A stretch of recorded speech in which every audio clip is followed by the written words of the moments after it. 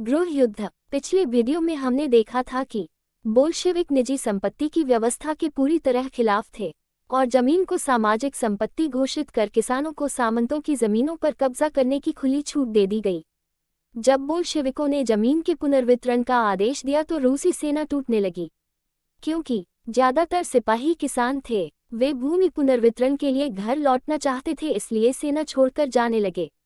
गैर बोल्शेविक समाजवादियों, उदारवादियों और राजशाही के समर्थकों ने बोल्शेविक के भूमि पुनर्वितरण विद्रोह की निंदा की।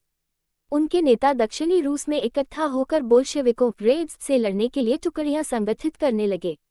1918 और 1919 में रूसी साम्राज्य के ज्यादातर हिस्सों पर सामाजिक क्रांतिकारियों ग्रीन्स और जार समर्थकों व्हाइट्स का ही नियंत्रण रहा।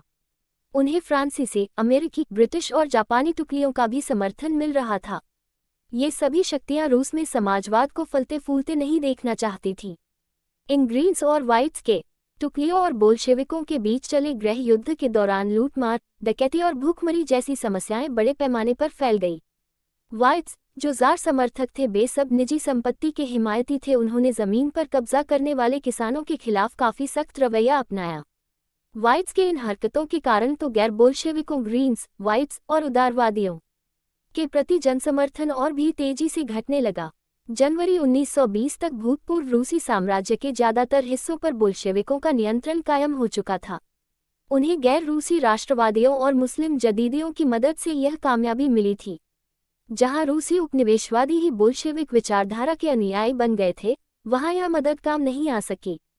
मध्य एशिया उज्बेकिस्तान स्थित खीवा में बोल्शेविक उपनिवेशकों ने समाजवाद की रक्षा के नाम पर स्थानीय राष्ट्रवादियों का बड़े पैमाने पर कत्लेआम किया। ऐसे हालात में बहुत सारे लोगों को ये समझ में नहीं आ रहा था कि बोल्शेविक सरकार क्या चाहती है। आंशिक रूप से इसी समस्या से निपटने के लिए ज्यादातर गैर रूसी राष्ट्रीयताओं को सोवियत संघ यूएसएसआर दिसंबर 1922 में रूसी साम्राज्य में से बोल्शेविकों द्वारा स्थापित किया गया राज्य के अंतर्गत राजनीतिक स्वायत्ता दे दी गई।